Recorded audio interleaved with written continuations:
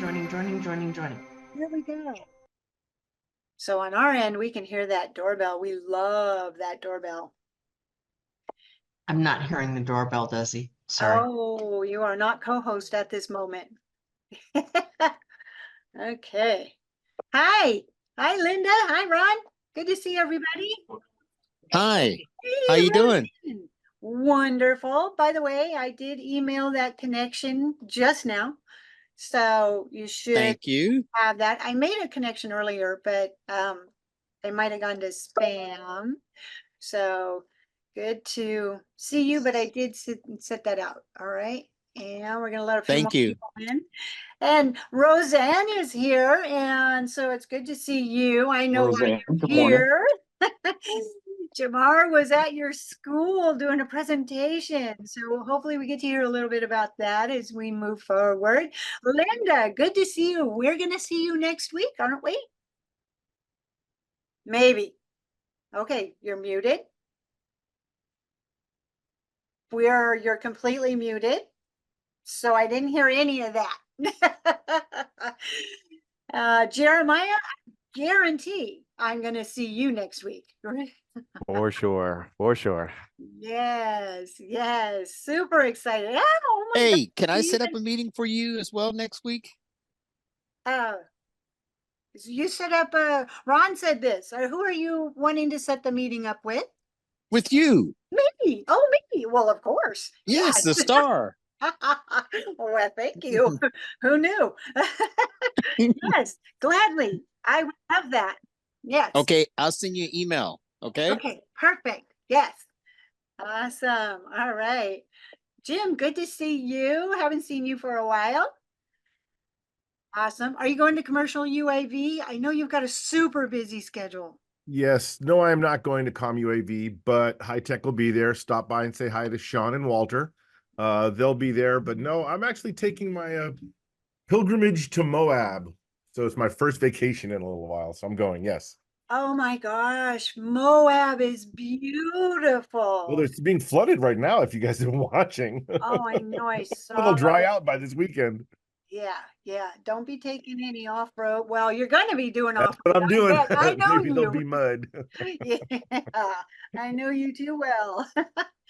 Awesome. We also have Skip on here. I know why Skip is here as well. There's a lot of people here to support Jamar.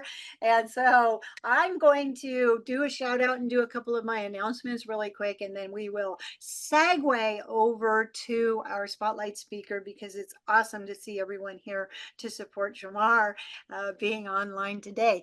But really quick, like, I got to start it this way. You know, we are here for networking, right? So let's start it with that. Go ahead and open up that chat and start putting in there who you are, how we can connect with you, and what you are doing in the industry because we are here to connect. It's all about making a network connection.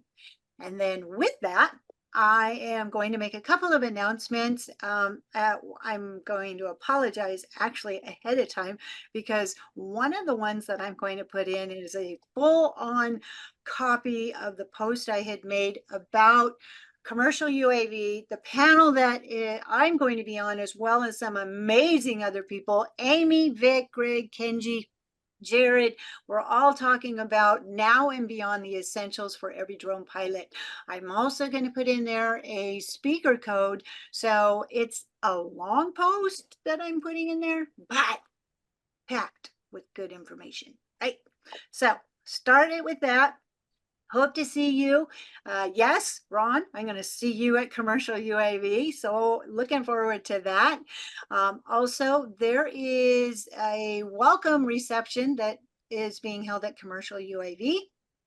And that's on Tuesday at 5:30 p.m. And I'm trying to gather up everybody just for an informal, hey, let's get together, network, and take pictures, put it out. Let's say, hey, women in drones. And so that'll be at the welcome reception. That's on Tuesday, and it's at 5:30. Also, I wanted to get a little clarity since Jeremiah is here right now. Is the floor open at 5:30 on Tuesday also? It opens at for the happy hour, yeah, For the at 5:30. Yep. Yeah. All right. All right. So come be happy and let's get together, right? Love it. Okay. So I put that into our chat as well. Yes. And then let's see if I had any other announcements. And if not, I'm just going to segue over to, yes, I am going to put one more link in there. So this is for an event that Dawn Zalde and networking event that she is hosting. This is on Monday. So it's free. And a couple of us are getting together to go to that as well. And I'm going to apologize, long link again, but super fun. If you're going to be there early, check that out. Come on over, right? All kinds of great stuff happening. All right, with that, I know why you're here, and we are so excited to hear from Jamar Williams. He is the CEO of Promo Drones. This is amazing. Just the technology, a way of moving forward in the industry and marketing, the business side of things. So Jamar, I'm going to turn this over to you. I'm going to make you spotlight for everyone. Welcome and thank you so much for coming and sharing with us today. Thank you for having me. Let's make sure everybody can see me clearly. Looks like I'm a little blurry. There we go. There we go. Sometimes these cameras act up. Thanks for having me. I'm excited to be here. I see a lot of familiar faces. Unfortunately, I won't be seeing you all at the drone convention coming up, but we'll be there in energy and thought, hopefully. But we're going to talk today about introducing new tech into an emerging market, which is always comes with pros, cons, and challenges, and a lot of successes that go through it. So we're going to kind of talk at a 30,000-foot level, not just about Promo Drone, but about your businesses and if you have ideas and some of the things to consider when you're starting a business, when you're looking to get into an emerging market. And I think we're very fortunate because we are kind of, I missed out on the whole internet boom, right? I was too young to really grasp that like it should. So to be part of a new emerging aviation technology, which at this point, drones have been around for a couple decades, but on the private side, we're just really starting to scale, these technologies in a way that we're seeing businesses be successful. So we're early in a lot of ways. We're still defining the market, but we're seeing some actual market acceptance, and we're seeing drones being used in a lot of cool ways that I could have only just imagined when I got into drones just a few years ago. So a little bit about myself. I'm located here in San Diego, California, Part 107 certified drone operator since they made the requirement several years ago. I think that was 2016 when they had that requirement. So I've been recurrent and up to date on all my certifications since, and I love the field of aviation. I started flying drones as a way for me to dip my toe into something new. I guess it's kind of dumb luck. Sometimes a lot of this stuff happens in business. It's not always about strategy. Sometimes it's about meeting the right people power and having the right ideas come from the right connections and the right opportunities. So when I look at events even like this online coffee hour, like you never know who in this room might be an opportunity to help support you or help you take your idea to the next level. So I've been very fortunate to interact with lots of folks on this call who've been very supportive. Charlotte, and Skip, and Roseanne, and the whole team over there, and Desi, thank you all for what and Sheila. Sheila was actually one of the first when we first made the announcement about our technology, who showed real interest in understanding more about the product. So just thank you for still being there and showing your interest. So I'm going to share my screen a little bit, and we're going to start with Promo Drone, but we're going to get a little more broad, and this will be interactive. So if you have any questions, feel free to just throw them out there while we're talking, and I'll be happy to hop in. So let me just share my screen here. Can everyone see my screen? It should be loading. All right, we're Yes, good. Okay, you're cool. good. Cool. So our company's Promo Drone, and we've been around since the end of 2016. The top of 2017 is when we got our first batch of funding from friends and family, which is very important when you're scaling any business because often the best ideas come and go because of the lack of resources, right? And we're no different than any other company that has to, each day figure out new ways to get more customers and get all the resources we need to continue to scale great technology. So a little bit about Promo Drone. Let's see if I can. Okay, cool. So in an age of content capture, where a lot of drones are being used to capture content from whether it's surveying, whether it's video, photo content, an extension of my personality is pushing out information, right? So in a previous life, I was a hip hop artist and musician, and I love to create ideas, whether it's through song, but expressing ways to express myself, and being able to have a drone platform that brings messaging to the masses in a positive way is something that extremely excites me, and it kind of aligns with my purpose of helping people achieve their missions that are in a greater way. So what we do is our drones are LED billboard enabled. So you're flying the same type of technology you would see in Times Square or Las Vegas, any of those bright advertisements. You shrink it down, you put it on a drone, and you use it for all types of market needs. What we've identified is there's several that pop right out. The obvious one is advertising, right? Flying these things at the likes of the Coachella, the Super Bowl, these major A1 festivals all throughout the globe is very exciting for us because now we get to broadcast content and heighten the excitement around drones in a new way. We've been really encouraged, especially by what's happening in the drone light show market, right? So some of these venues that were typically anti-drone or had a lot of red tape to go through, it's positive to see them embracing things like drone light shows because of the fan-centric experience. And ultimately, what these marketers, these brands, and these venues are trying to do is make fans have a more memorable experience, feel like they're getting more bang out of their buck, so they become repeat visitors, right? You want them to come back, for more sports games or to see more concerts at your venue. And ultimately, you want more sponsors to spend money to have their drones there to advertise, right? So that Jumbotron's now not the only place that they can put an advertisement. Now you're able to take that in-stadium experience and bring it outside of the stadium during the likes of tailgating, during the likes of parking and traffic information. So we're really excited about that. In addition to the advertising side, we found some really good use cases in public safety as well. So that drone is not only used to create excitement, it's also could be used to reconnect families, save loved ones, evacuate a neighborhood, or create a rally point, post-hurricane, post-disaster. So we're talking to several agencies, especially in the Southeast United States, where it's hurricane territory, about how these drones can be used for anything from rapid needs assessment to base camp management, where people that are looking for safety and shelter now have this beacon of hope in the sky that allows them to know, okay, that's where I need to go, and that's where safety is. The cool thing about this is that I'm excited about our business model is the drone. It's dual use and it decouples. So not only can you use this for the video technology, but because of the robust nature of the actual airframe, the Commander 3XL drone by Dragonfly, you can also throw LiDAR on there, thermal cameras, so you can still do your content-sensitive jobs that require you to capture content, but you also have a device that can now attach to it and create this kind of public-facing information that we realize can be a vital aspect to a lot of in-field operations. In addition to having this platform that's a messaging flying information hub, we also are excited about the jobs that are created out of it, right? So when I think about entrepreneurship, and not everyone has the idea or has the resources to bring an idea to life. So what we want to do is streamline and turnkey opportunities for future entrepreneurs to come into the market with the technology that once you learn how to fly it, people trust it and you can start making money. So you don't have to have video editing skills, photo editing skills. You just have to know how to load content on the drone and fly it in the air safely. And then you'll have sponsors that are engaged with it. And that's a way for you to drive revenue. But before we get into like the business, I wanted to start with the foundation of any business, and that's live your truth and find your purpose, right? So one of the most challenging things when you have an idea is like, is this something that you're going to be passionate about? Is this something that you're going to want to pursue even in the most demanding and most challenging times?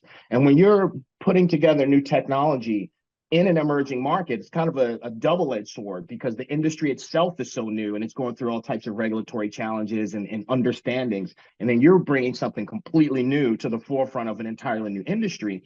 So sky's the limit, no pun intended, but there's also a steep learning curve in terms of education and going to market with customers that have no idea how this can be used or that this would even be of value to them. So first and foremost, follow your passion. Make sure that you're aligned with the things that get you fired up in the morning, or else it's going to be very difficult to want to maintain pushing through the ebbs and flows that comes with any business, especially a startup in the tech space, especially in drones. But fortunately, what we've done is we've seen the acceptance of drones, not only from a community standpoint, But from a regulatory standpoint, we're starting to see the rules trending in our favor with some of the laws that are being passed, with some of the flexibilities depending on how you're flying your drone. We're not there yet, but we quickly see it getting there. In fact, we're starting to see it impacting other industries. Like the eVTOL industry, flying vehicles, we're seeing them be able to kind of expedite their go-to-market with their technology because of like the crawling and walking we've had to do with drones. We're enabling them to run. When you're thinking of your idea for your technology, you want it to be something that solves a unique problem and can be considered a disruptor, right? And it doesn't have to be the brand new mousetrap. It doesn't have to be a drone with screens on it, but something that you're passionate about, that you can demonstrate a clear need that people are looking for problems to solve. And I make this kind of comparison when I talk about, people always say, well, how'd you come up with the idea for Promo Drone? How'd you come up with the idea for Promo Drone? One, my brain just kind of works like that. Since I was a kid, I've been inventing things, and my first invention was this like sock that you put over your shoes to keep your shoes from getting wet in the rain. It was kind of like a glorified galoshe, but it was easier on and off. It's called the petty tread. And I was in high school, so I've been inventing stuff and coming up with ideas since I was a kid. And when you find something that's able to give that's purpose-driven innovation, meaning it solves a problem, it's got to make life easier for people. Since the beginning of time, everything we've ever created has been designed to make life easier, right? Like nobody wants to buy something that inherently makes your life more difficult, right? So when you think about technology, it's designed to make people's lives easier so that they can focus on the things that they enjoy most, right? The good times, having happy memories, not having to always figure out how to solve something to move ahead in life.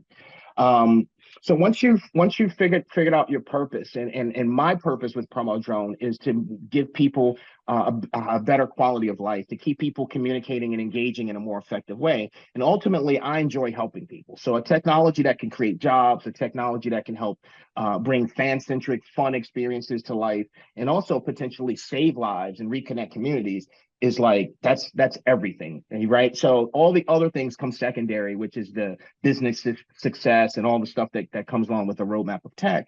First and foremost, I enjoy helping people. So it's very easy for me to stay motivated about what we're doing, even in the challenging times, because it's aligned with my purpose.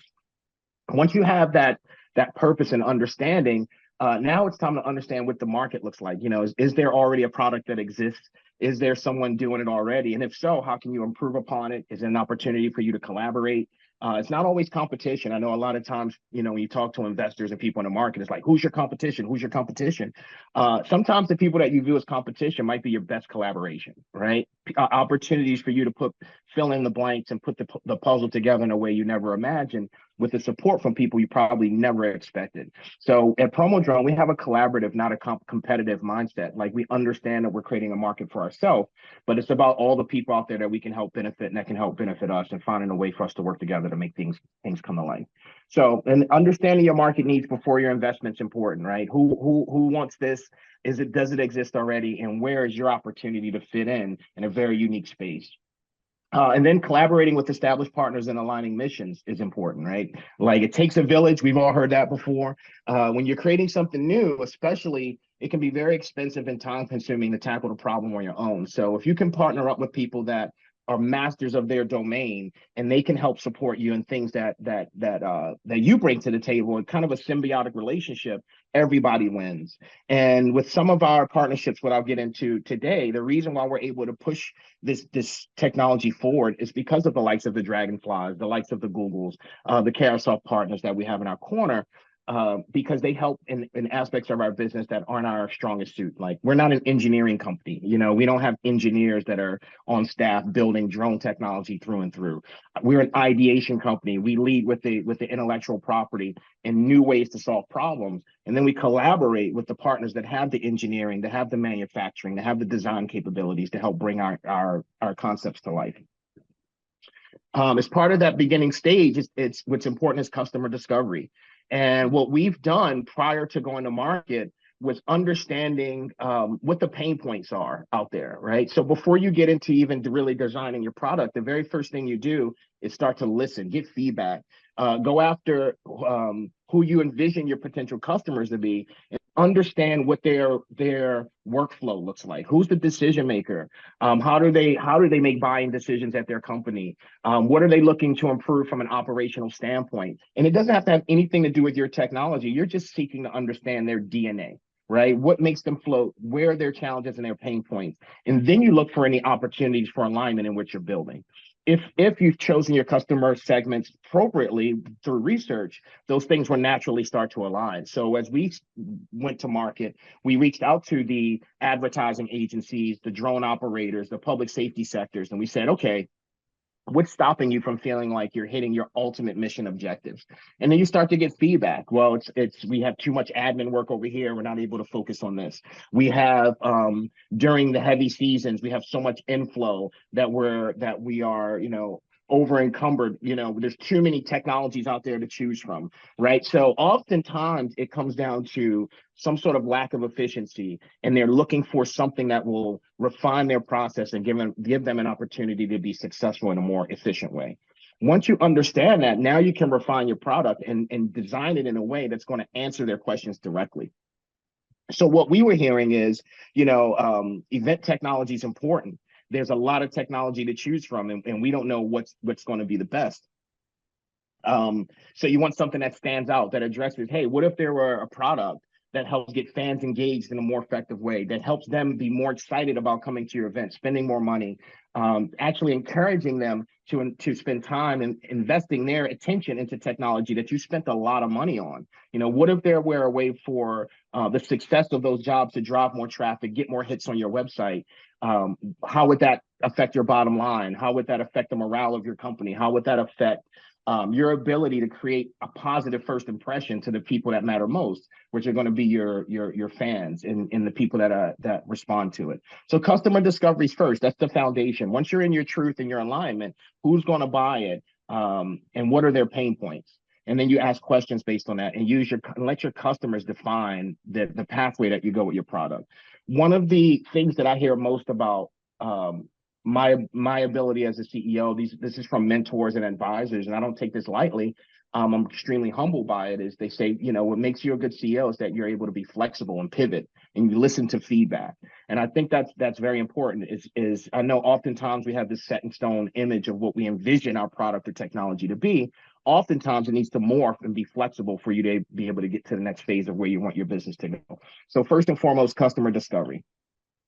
From there, this is where these strategic partnerships matter now. Okay, you've got an idea, you understand who your customers are. How do you build a product? How do you go to market with it when you've got something especially complex as drones, right? Drones are sophisticated technology, but they really solve simple problems, right? How do you put robots essentially to do jobs that humans would otherwise have to do in a more cumbersome way? Instead of sending humans up a wind turbine, now you can send drones up. Instead of power washing windows on the 40th floor of a building the old-fashioned way, you can send a drone up there to do the work, right? Again, it's that efficiency.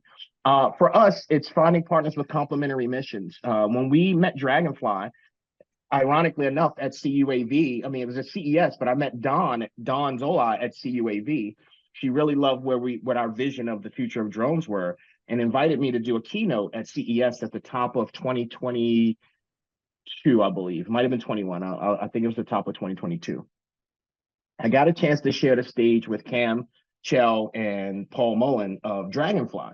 And at that time, it was right in the middle of COVID. There was funding for small businesses to advance their, to sustain themselves really when everybody's indoors. And COVID really affected us because initially when I started the company, I was like, can you take an off-the-shelf drone like a DJI drone? That was my hypothesis. Can you put a banner on it and will people pay attention to it? Well, I knew people were already excited about drones because when I would fly a drone for real estate, everybody came out of their house with a cell phone, good, bad, or indifferent, either loving it, threatening to shoot it out of the sky, or blaming me, for spying on their wife in the shower, kind of stuff, right? When I'm just there to do a real estate job.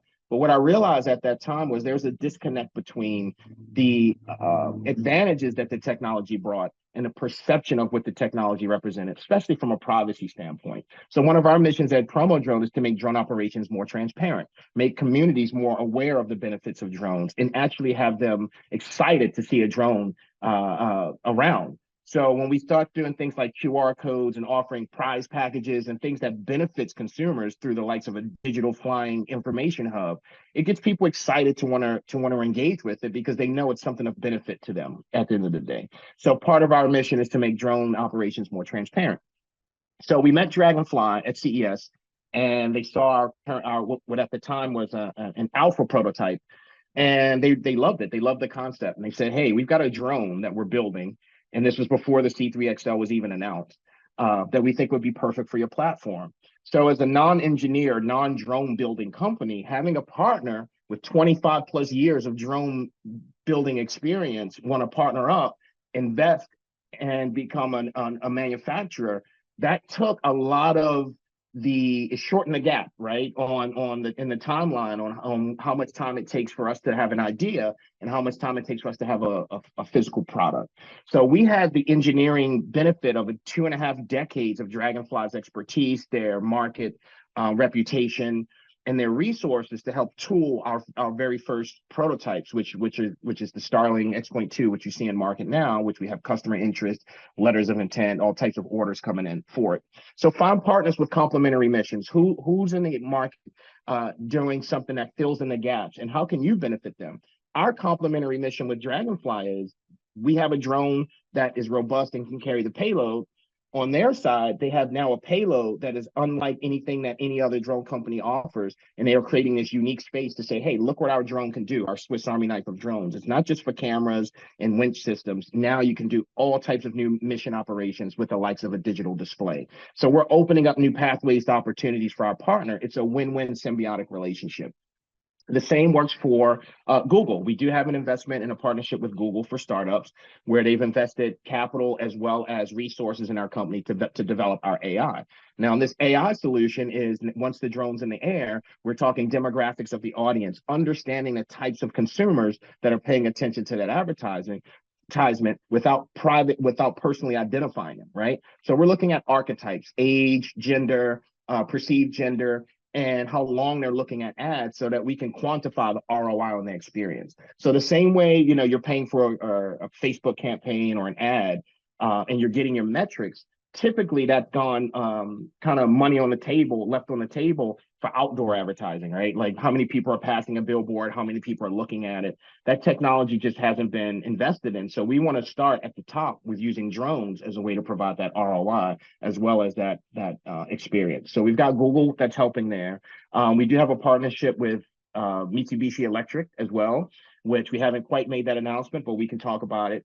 For some value-added services, they've gotten into the drone space recently. So we're on the AnyMile website, and we're looking at some value-added tools that we can bake into our service offerings for our products. So when you buy our drone, it just doesn't stop at the point of sale, right? You're talking continued customer service, continued customer support, as well as other functionalities that'll help you optimize your ability to use our technology. So that's flight training, that's flight planning, mission planning, and maintenance scheduling, everything that you would need to kind of maximize your ability to have a flight operation. So we're wanting our customers to look at this as you're buying your own flight center, right? You have drones that'll be deployed in a very professional manner. You're operating them with the same safety standards as you would traditional aircraft, and you're creating positive representation in the airspace. So those collaborative partnerships allow us to expedite our ability to tell that story and make that possible for our customers without having to bear all of the burden of figuring all that stuff out. So that's why strategic partnerships are important. And they also add validation. So if you're looking for funding, if you're looking for just market validation, birds of a feather fly together. So if you're around reputable companies that are doing good work, chances are your association with positive work will flow over into you, and you'll get more opportunities from that. So strategic partnerships are great, are a no-brainer, right? So find your passions, make sure that you love what you do, come up with great ideas that are disruptive, that fill a unique void, understand who the customers are that would want to buy that. What are their pain points, and find a way to tell their story back to them help them solve the problem for you, and then bring in strategic partners that'll help you leverage that information with something tangible if you're not able to own or build things in-house yourself. So for us, that's manufacturing partners, that's the distribution partners, resellers. We just signed our first reseller on the East Coast, Tracer Drone. So they'll be distributing the product, they'll be selling the product in an entire region. And we're also giving our customers opportunities to be resellers as well. So if they believe in our product and they want to buy it, why not give them an opportunity to make additional revenue off of it to other believers out there? So we expand our network using a very organic growth structure and strategy. So we don't have to dump tons and tons of money into marketing when you capitalize on your believers and incentivize them to be part of your strategic partnerships. Next is understanding the ebbs and flows. So some things are in our control, and unfortunately, some things are just out of our control. One of those things is the ebbs and flows of the regulatory system. As we spoke earlier, you can have the greatest idea in the world, but sometimes your ability to grow or scale or the speed at which you go to market will be determined by the powers that be, right? And fortunately, with the likes of the Desi's of the world and the Women in Drones and all these wonderful companies, we've collectively had a voice that's been loud enough to get the right people and the likes of the FAA and the lawmakers to understand the value of this stuff, right? It's not just for these toys that are flying around causing a nuisance, right? These things are helping improve our crops, right? Which ultimately lead to better yields, which ultimately lead to better economic situations if we're at scale, being more efficient about crop rotations because we're using things like drones to understand when to water them, where the pests are, when it's time to shift locations, where the sun's shining the most, which seeds need to be planted where. Now we're starting to show that this is not just for small niche industry. This is large scale economic advantages that are happening as a result of technology that didn't exist 20 years ago. So, anytime something's new, you've got this educational curve, which can be challenging, but it's also opportunities to build the best relationships you can with the people that matter most. So I don't know if there's been any time of any business that I've done where I've had so much access to people like the FAA that are listening and looking for opportunities to understand so they can make the rules in a way that we can all play safely together, right? And I think the misconception is that people think the FAA is there to stifle progress. They're really there to enhance and encourage progress. They just have to understand how to do it with the right data in a way that doesn't jeopardize their current system. So one of the most important things to do when you're building something, especially technology, is figure out how to maybe disrupt it from a use case and innovation side, but you don't want to disrupt from a regulatory side so much. You want to show how you can plug and play into an existing system and then show how that system can be expanded and improved upon over time so you can continue to grow with your technology in a way that best supports the growth of the industry. So it's been a pleasure to see how, when I first started flying drones, geez, probably 2012, 13 at this point, a good 10 to 11 years ago, there were no rules with drones, right? It was like you could just fly these things anywhere. And then one day this kind of shotgun approach happened, this line in the sand, you can't do this, you can't do that, can't do this, can't do that.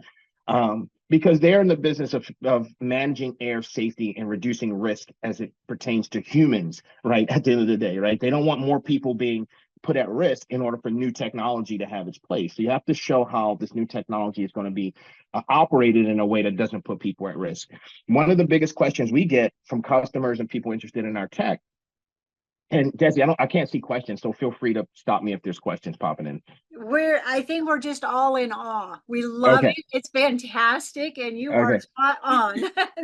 We're riffing a little bit. Yeah. Cool. Yeah, so when we get asked a lot, like, how do you operate this stuff over people, right? Like, so the benefit of we built this machine with Part 107 compliance in mind, right? So we wanted it to weigh under 55 pounds so that the average drone pilot could feel empowered by the technology. We didn't want to make a technology that exclusivized and was only available to a certain subset of consumers. We wanted to make sure that the widest amount of people available could use it. And then, sorry, Des, did you have a question? No, we're good. It was just more people coming in. Gotcha. They're So I saw the knocking on pause. the door, Jamar. Okay, I saw the pause. There's a Yeah, line. so what we've done is, we've created operations that allow you to interact with the drone in a safe way without things like flying over people. So how do you do that at a big event where there's thousands of people flying around and walking around? One, you don't fly in the centralized part of the event, right? So we're not flying over the middle of an ocean of people at Coachella. We're not flying, hovering in the middle of ticketing. You find areas that are compliant, meaning most event spaces have shrubbery, they have water features, they have low-hanging buildings, they have parking lot space. Even if you have to fly over the trash section of the where the dumpsters are, we call it these adjacent flights in these drone zones, because the screens are 5,000 nit brightness, because the drones make a sound physically from the blades and the props in the air. You're still going to be able to get attention. And what we promote about the drone is that it's cell phone enabled. So you don't have to be directly, 10 feet away from the drone to engage in it. You can be hundreds of feet away, see something flying in the air, and use your cell phone as that medium that brings you closer to that experience. Once you have your cell phone on in any way, once that QR code pops up, now we're actually getting engagements and interactions and sending people to where you can actually track the response. So not only are we talking AI data, but now you're talking actual conversions and tracking traffic as they're interacting with QR codes and the like. So you're having kind of multiple data points that you can provide to the likes of some of the biggest brands in the world. Why we're super excited about it for our customers is we're giving them access to some of the biggest venues and the best experiences that life has to offer, in a way that where they're the hero of the story, right? It's not about promo drone. It's about the operators being able to show up with something that's going to revolutionize how the events are managed or how public safety is being done. We want to make the law enforcement folks the heroes of this story, the drone operators, the heroes of the story. Here's why more fans are excited about engaging with technology at your event, because Jane Smith drone operators coming with 2 or 3 of these drones, and they're monetizing it in a way that they've never seen monetized before. For instance, and I'll just give you kind of like bare bones figures. We just did an event recently where sponsors are paying $500 a spot, and this was for a single 15-minute flight. And you get 5 sponsors at $500. That's $2,500 for a 15-minute flight, right? With no post-production. That's just logos or content from those advertisers. But the amount of attention they get on it, for $500, that's a drop in a bucket, and that's like low level. So what happens when you're flying Coachella and you're flying these big events where you can get $2,000-3,000 per sponsor, because they're already paying $10,000, $15,000, $20,000, $100,000 to be at that event. So an extra $2,000-3,000 to them is typically not a big deal. But for that drone operator, you're talking a $10,000 day, a $15,000 day, a $20,000 weekend. So it could be a full-time job, it could be a part-time job, side job, or anything in between. So we're excited about offering that opportunity. And now we see that laws and regulations are evolving to a point where they're allowing drones in these public spaces. You're seeing venues become more aware of the benefits of it.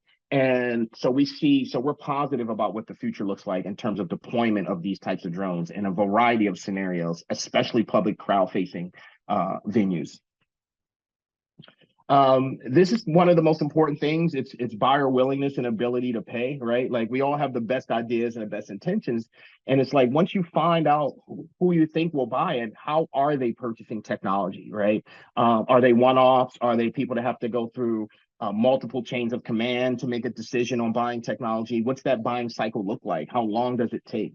And once you have something, you kind of don't know. Sometimes you may know it up front, but a lot of times you have to figure that out. And that comes from feedback. That comes from building good relationships, understanding these cycles.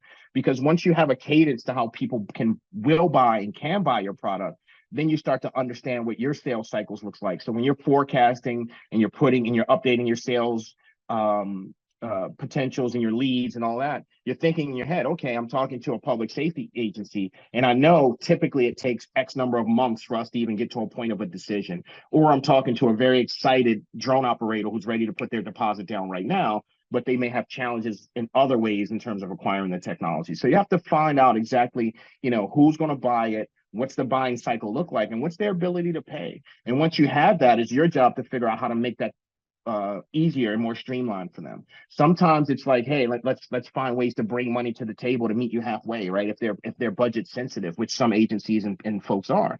Sometimes it's establishing things like financing programs to say, hey, you don't have to pay for this whole drone up front. You can pay for it monthly over the course of the next 3 years. And as you're using it, deploying it to make money, it's paying for itself, right? So finding creative ways to get people excited about your product and let them know that the cost shouldn't be the deal breaker. And so you give them ways to understand how to best integrate. And if timing's not right, sometimes timing's not just right, So you say, hey, we're here for you.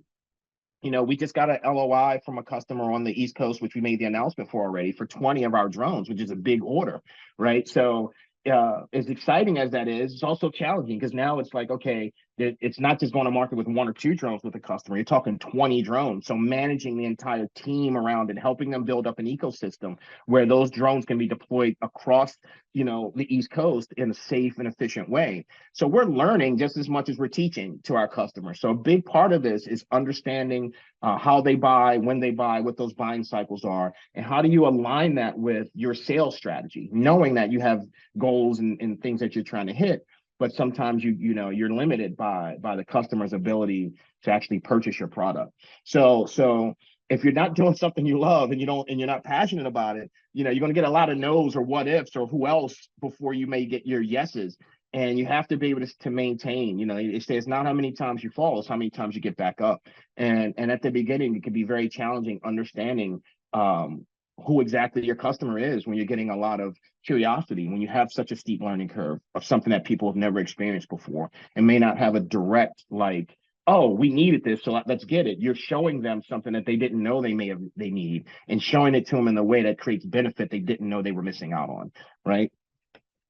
The delivery and support. So once you have a product and once you have people buying it and they're interested, it's like, what's that support look like, right? Like, you don't want your sale to stop or your customer experience to stop at the point of sale. You don't want to say, all right, check off a box, they bought it, ship it to them, and then never hear from you again, right? One, you're leaving a lot of opportunities to make a more fulfilled customer on the table. Two, you're also leaving a lot of opportunities for future business for people in their network. So the best thing you can do in any sale, if someone's excited and they love what you do, is ask them for opportunities to speak to someone else that they trust, that trust them, for an opportunity to be introduced to technology that can benefit them the same way.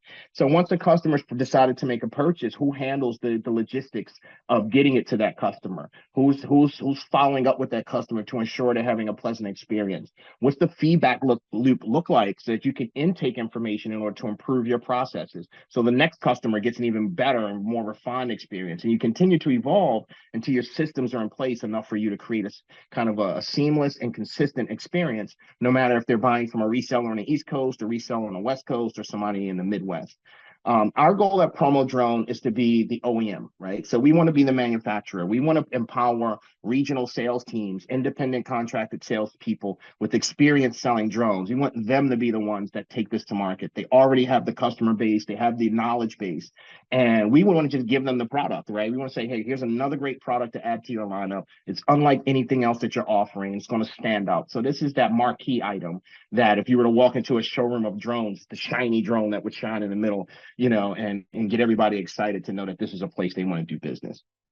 So clarifying your customer acquisition process and support responsibility. What's that look like from the initial discovery of your technology to the initial inbound or outbound prospecting call, to understanding what their needs are, creating a compelling proposal back to them in a way that would get them excited and fired up. And then who are the support team behind it? Once that's a yes, who's going to be there to ensure that customer gets a dynamic 100% experience every single time, which is important.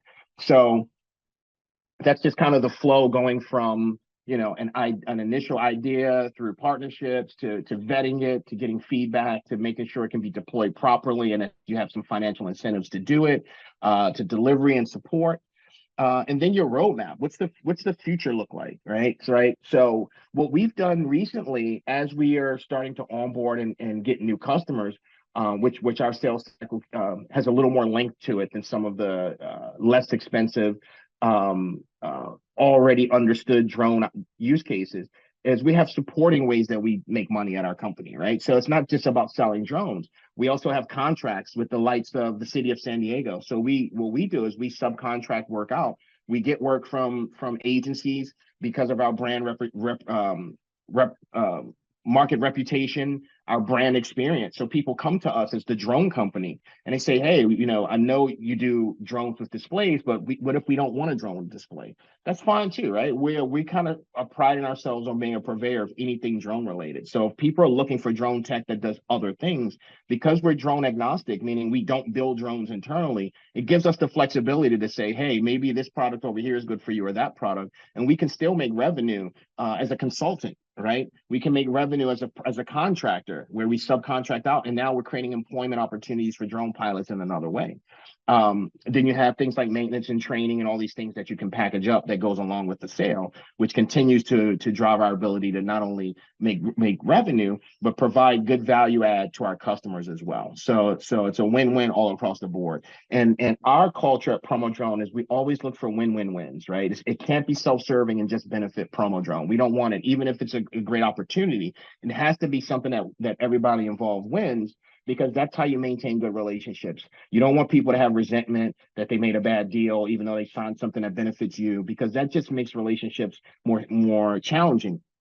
I want everybody to feel like they got something, that they're benefiting in the deal, and that you're doing good business together. And that good business is what allows you to have more and more opportunities together. Don't look for that home run right out of the gate. That's one of the things that I've learned, right? I know we all were like, oh, it's something cool. I want to make $1 million tomorrow, right? Make that first $1,000, make that first $2,000, right?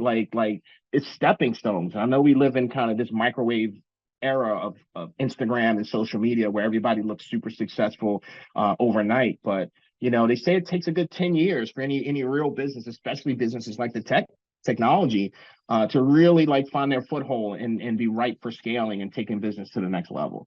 So we're kind of right on that track right now. We're excited for what the future looks like. And if I had to sum up, just in a few words, what our roadmap looks like, it's ideation, collaboration, and trial and error, right? It's no matter what, even, you're going to constantly be looking for feedback. You're going to constantly be developing things that you don't know are going to work or not work until you put it out there, right? So you want to kind of get rid of the analysis paralysis. If you have something cool, just put it out there. Your skin's going to get thick very quickly as you start to innovate and create something. But that's where that passion comes from. So I really wanted to start with that like before we get into tech and all this cool stuff, like you've got to make sure that what you're doing is something you love, because it's going to be challenging. You're going to get a lot of no's before you get that yes. And for every 100 no's, that one yes offsets everything most of the time, right? Like that one yes is like, I can't believe I was stressed over all those no's when that one yes comes in, right? So it's finding as many of those opportunities as possible, getting a foothold into something that you're excited about, building a team of the right people, having collaborative partnerships, and putting yourself out there in a way that has purpose and that solves problems for real people in a real way.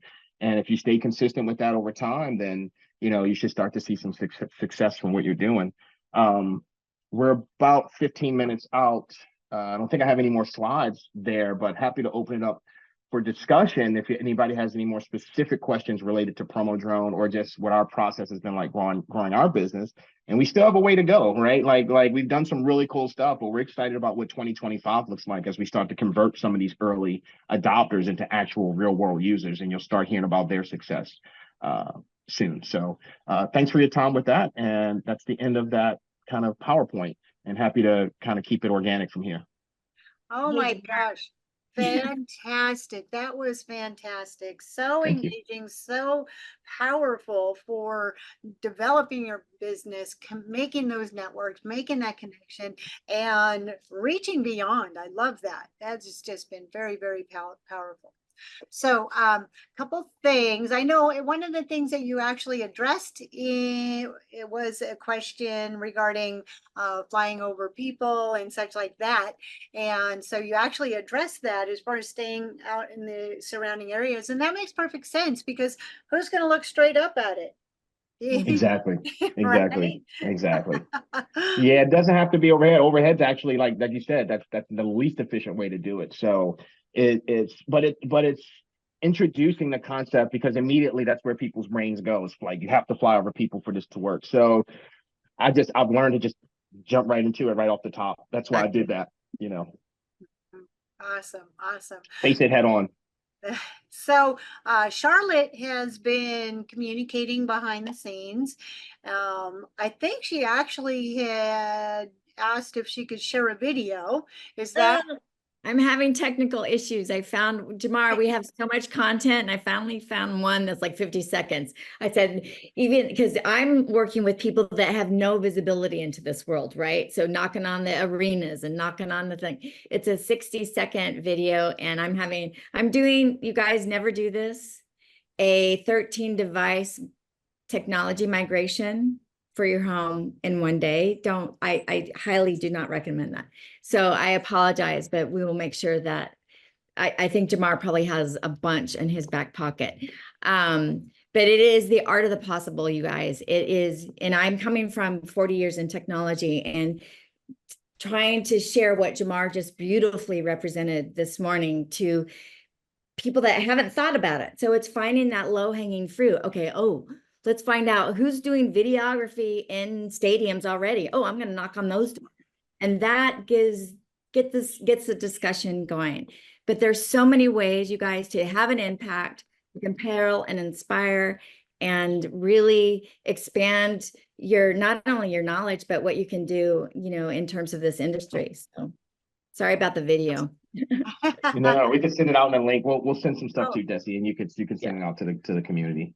That would be fantastic. Oh, it was a wonderful presentation, and Thank I you. try to cut it off usually around 5 or 10 minutes now. But I wanted to ask a couple of questions though, and feel free to ask any questions into our chat. I know we don't have a lot of time, but can you share your most memorable experience? Well, you've shared a lot about your passion and you've talked about your dream and all that kind of thing, but I would love to know your most memorable, because I imagine you have flown in some pretty amazing locations. Yeah, actually, one of the ones I'll always remember, and Charlotte was a part of this. We went up to Toronto just about a year ago, I guess, and Not only it's December, Jamar. It's not even, yeah, that's how fast it's not even a year yet. But we had an opportunity to do a demo up at Toronto for some prospective customers that wanted to share this off to their ecosystem. And December in Toronto, I don't know if anybody knows anything about Toronto, but it's like an Arctic wonderland up there. And so we're lugging drones in 12 degree weather, and hands are freezing, and you're trying to like assemble a drone with the knuckles are like frozen stiff. But we made it happen, and we actually were able to do a nice demo for a group of pedestrians over one of the most prestigious bridges in Toronto. And this drone, we hadn't even rated it yet for that type of weather. So to see it performing as well as it did in winds and 12-degree weather, flying in Toronto and being able to perform is probably one of the highlights. It was plane, trains, and automobiles for that to happen. And we got there, and it was Arctic weather, and the drone did what it was supposed to do. And we also learned a lot of feedback. We learned where we could make improvements in terms of the technology. We learned that what could possibly go wrong with certain aspects of technology. And it's great to do those demos and those beta tests, because that's where you're going to learn where things fail. You want it to fail before it gets to a customer, right? So I think the process of testing it, putting it to its limits, and seeing where it can fail in order to make it better has been some of the best memories. The successes are great, obviously, but when you get a chance to refine something, being in the know, that power is empowering. I mean, that information is empowering. So I would say Toronto, 12 degrees, flying in 15 to 20 mile per hour winds in dicey conditions, and seeing the drone do its thing. over water.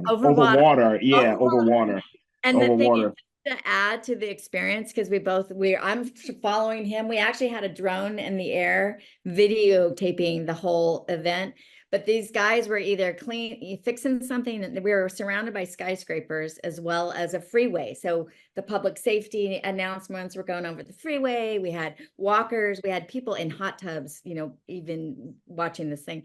But people stopped and noticed the guys on the skyscrapers. You could see them with their cameras following us, taking their break. And so it's just like, it's like demystifying what the drone world is about. It's like, no, we're here to inform, we're here to compel, we're here to inspire. And it was an amazing experience. Awesome, But- awesome. So it's Right. kind of a great segue, what you were just talking about, you know, overcoming those hurdles and such like that, to one of the questions that just popped up in our chat, which is about how do you manage interference from the ground in a large event when you have cell phone signals, RF noise, and all these other things that are disrupting the signal to the drone. How are you handling that? Yeah, we haven't had many challenges with that yet, and that's the beauty of working with companies like Dragonfly. So they're tasked with this type of solution. You know, they're flying this Commander 3 XL drone over in Ukraine for demining efforts, right? So these drones are being put through their paces in areas where GPS is denied or where frequencies are whatever. And someone actually just posted, yeah, like drones, are on their own bandwidth. So cell phones, things like that, usually don't interfere with the drone. So we haven't had much interference. They work pretty darn well. And that's the beauty when we get back to strategic partnerships, and why you beta test is you want to test these things to see what the challenges are going to be. Go back to the engineering team and say, hey, here's where we need to make improvements for this to be air ready for our customers. So relying on the expertise of your strategic partners if you're not in that space itself. So that's where our ability to not have to kind of brain solve every single problem. We're like, hey, it's a win-win. If this doesn't work for us, it doesn't work for you, right?